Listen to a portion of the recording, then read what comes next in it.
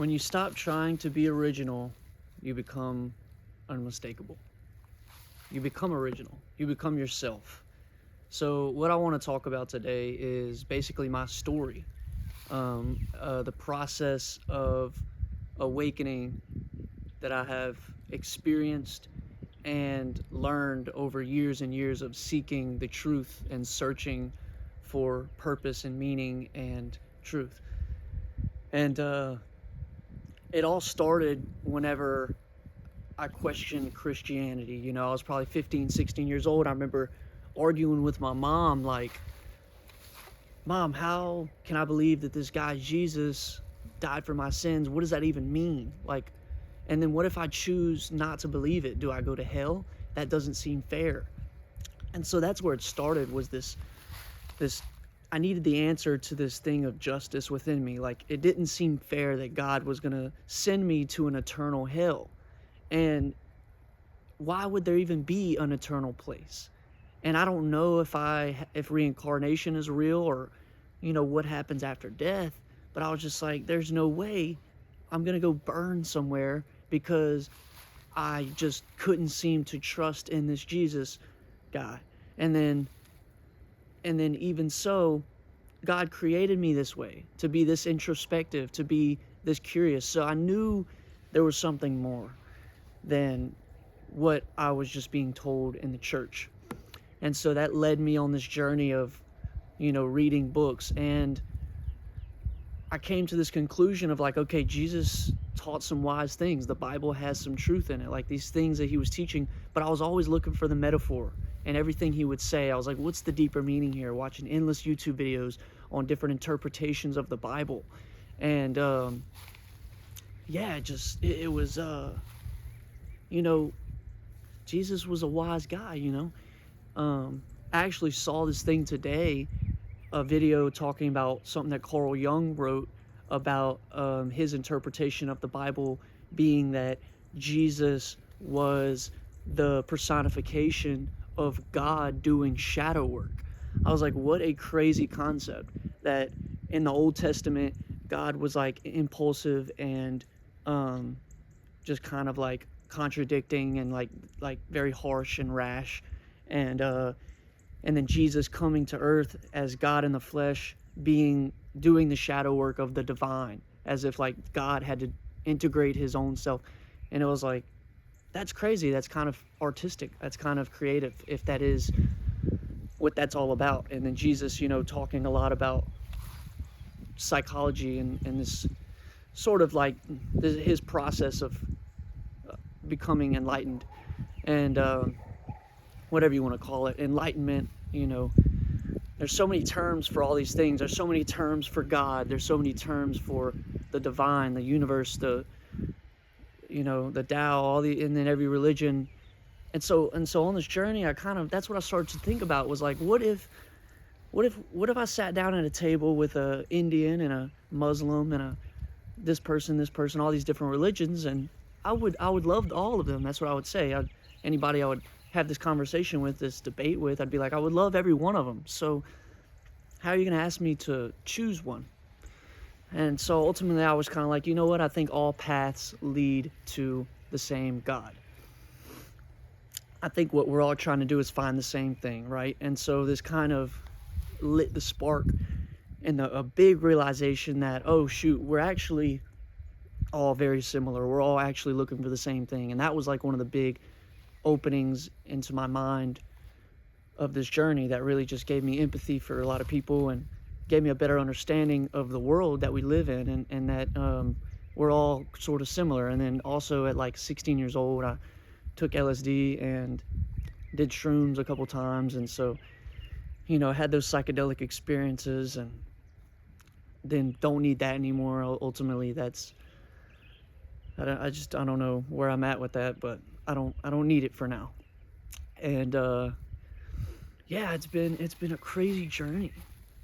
And what I've learned from all of it is that really it's this process of, I don't want to say trying to overcome the ego, but overcoming just like the lies that the ego can tell us. And from what I've gathered, the ego is sort of like your carnal mind that just wants to keep you safe and wants to feel important. And then you have like the other side, which is like the spirit or the soul. And so it seems to be awakening, seems to fundamentally just be this process of coming back to your true identity, which is just has no fear, has no worry, is one with God, you know, in alignment, and living from a place of like abundance and love and joy is kind of your true identity and your true nature. And anything else is just your ego trying to keep you safe or trying to make you feel important or whatever, you know, because the ego has these lies. And so I think in like Christianity, it would be depicted as the God and the devil. And so there's all kind of terminology for these different things, but it's all saying the same thing. You know, I still go to church on Sundays and I still gather, you know, guidance from it. And I feel like God speaks to us through people and places and things. And like I said, it's kind of like coming and uniting with the oneness of all of it. And so this process of awakening is almost like a remembering that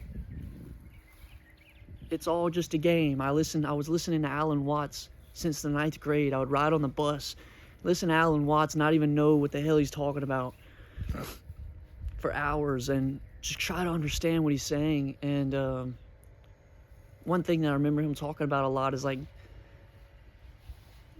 life is like a play, like a game that we're all playing, and it's all just for the, and I like that idea. I remember being like, I like that, you know, it's like life is just sort of this play that you come here to experience everything, and ultimately it's rigged in your favor. And it would just give me such positive feelings, like, wow, is this true? Are you serious, Alan? Are you kidding me right now? Is everything working out in my favor? Because it seems a little tricky. And then I went to Florida to work after a hurricane, and I met this lady that we were doing her yard. We had a conversation. She would go to this scientist meditations. I forget his name. He wrote a book, How to Change Your Mind, and I read that, How to Change Your Brain or whatever.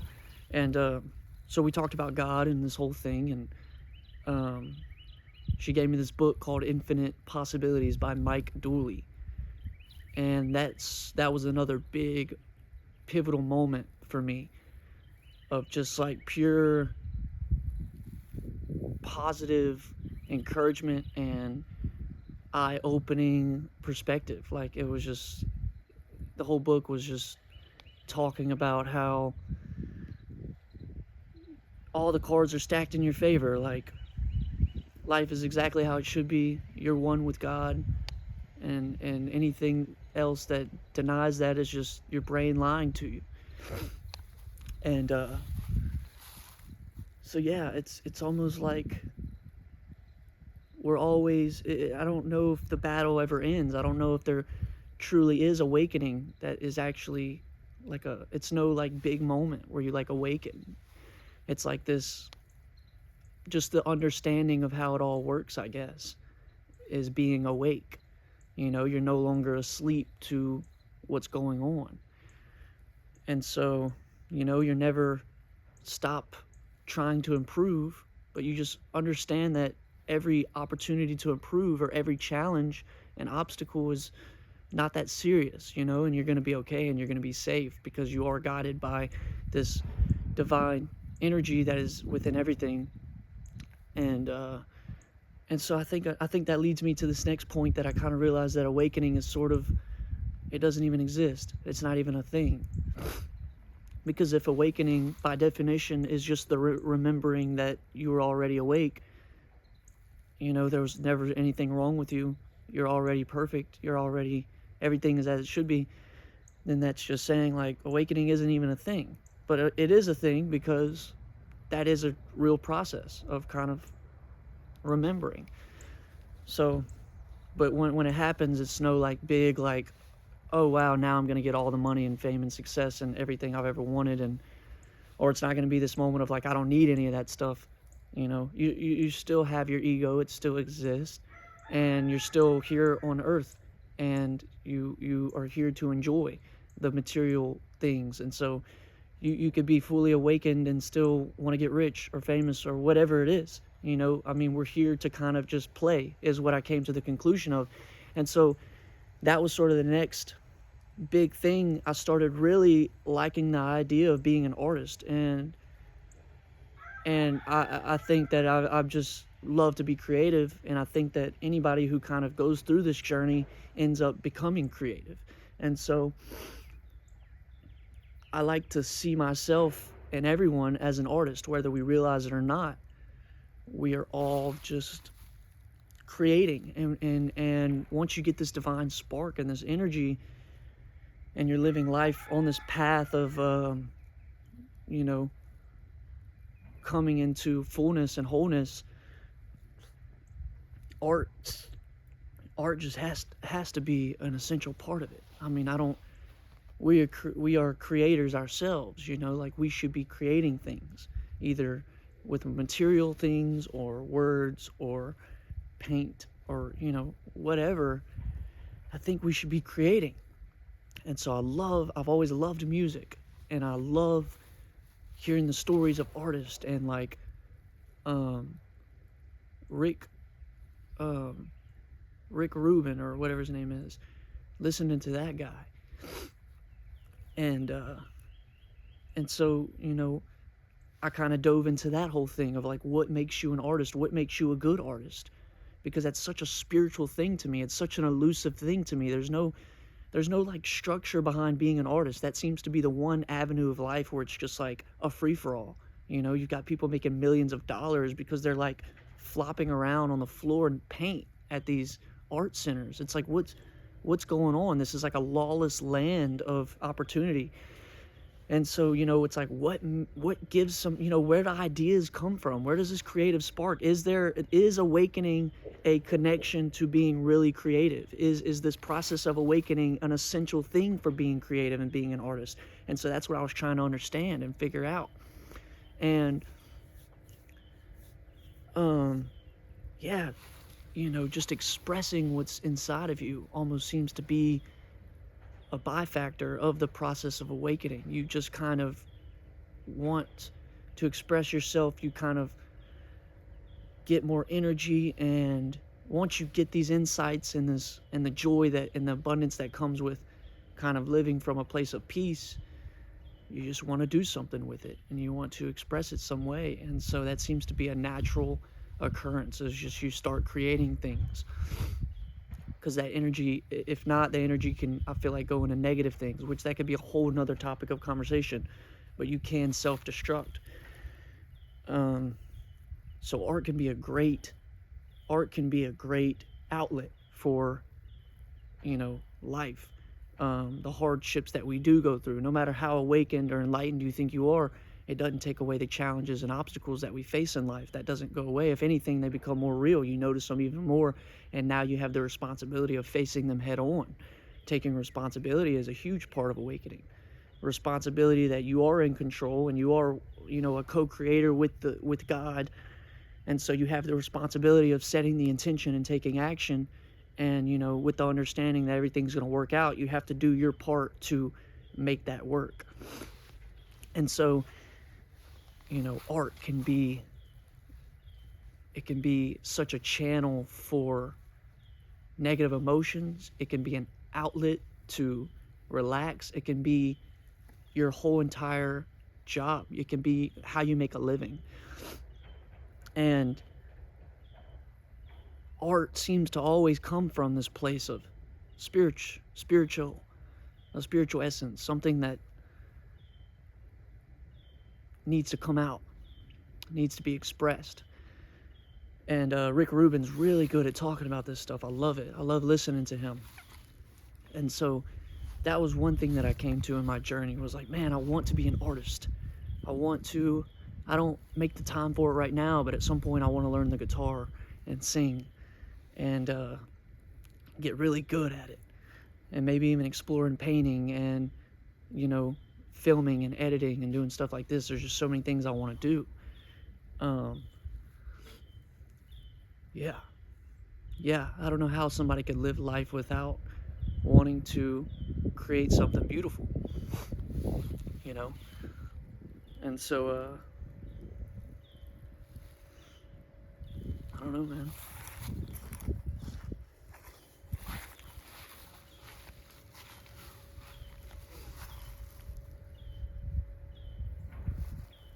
I'm so fascinated by these questions of life. And like I said, awakening seems to be just this process of remembering, not necessarily discovering anything new, but kind of remembering what you forgot. And that's what's talked about in that book of Infinite Possibilities by Mike Dooley. I opened it up recently again after I've read it 3 years ago. And so that's what kind of made me want to make this video. And it's almost, they say it's like a process of letting go of, the lies and the deception that I was talking about, and just letting go of your ego, in the sense that letting go of the need to be important, letting go of the need to know it all, the need to be liked by people, like all these things that just don't matter. You start to realize what matters and what doesn't, and it just frees you. It's just this process of freedom, and that's what we're searching for, man. I think that's what we all want deep down, is we want to just express ourselves freely and not care about anything, not care about negative reactions.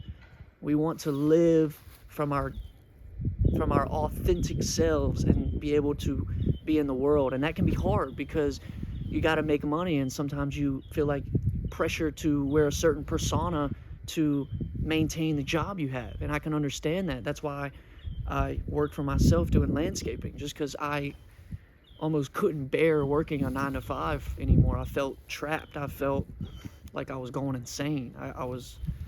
My heart wasn't in it. I needed the freedom to just be myself and do me.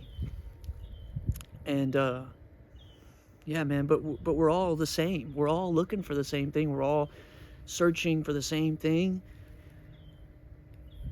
And we're all, as that guy said, what's his name? That dude who did a ton of psychedelics. He said we're all just leading each other home.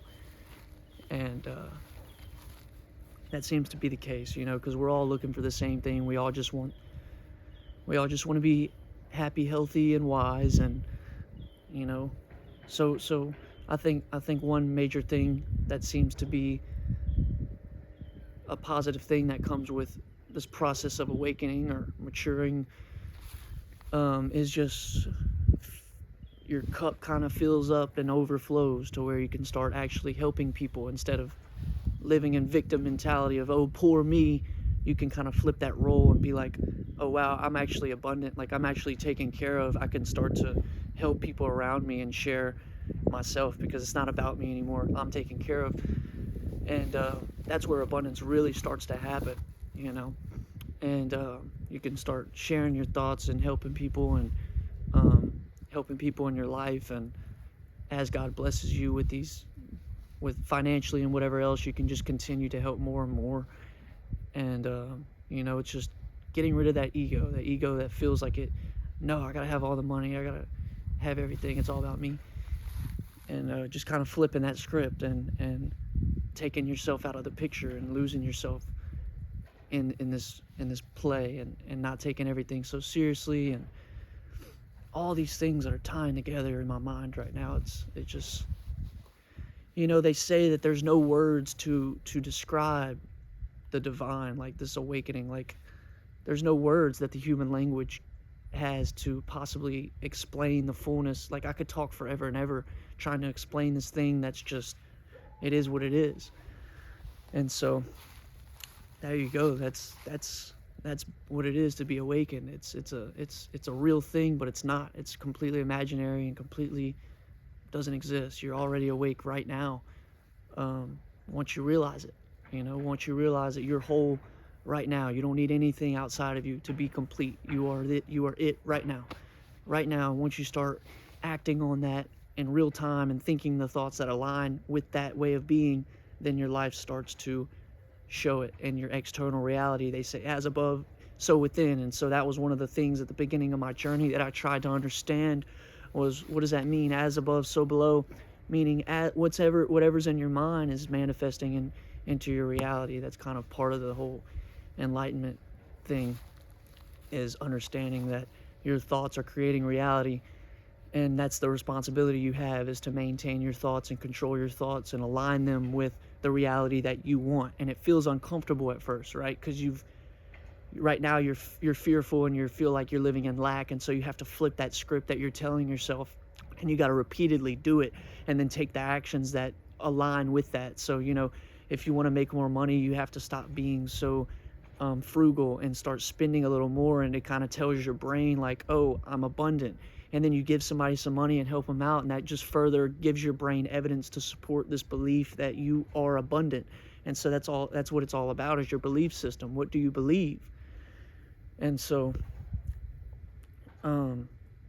that's what it is. You're stepping into your power of you know, you're speaking from that place of abundance, speaking from that place of knowing, from that place of understanding, from abundance. And these things start to really happen in your life. And in the Bible, it says a lot of things that align with these enlightenment ideas, like, you know, the power of life and death is in the tongue.